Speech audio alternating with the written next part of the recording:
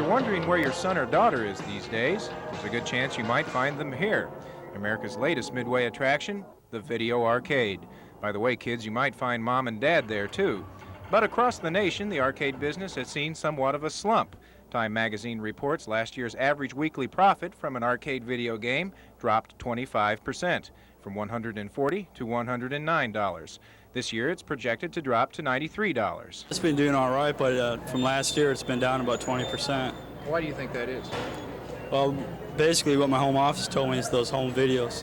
Those home video games are doing very well. In many cases, they've just about exactly duplicated their arcade cousins, and this Tulsa store reports that their sales have been up at least 50% over the last year.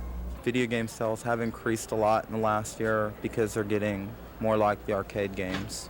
Exactly. A lot of them, mostly ColecoVision's games in the new Atari 5200, are almost carbon copies of the video games in the arcade.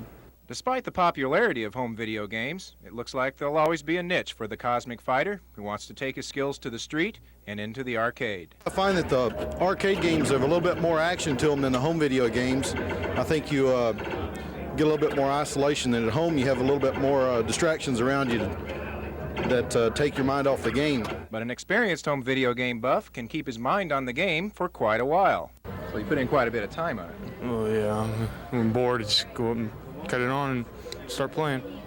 How many hours a week do you think you put in?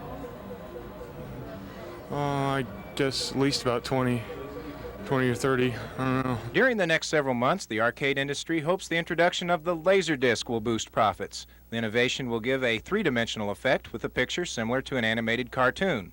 But the home video industry reports they are also working on that feature. So it remains to be seen who's going to zap who in the rapidly changing battle of arcade and home video games.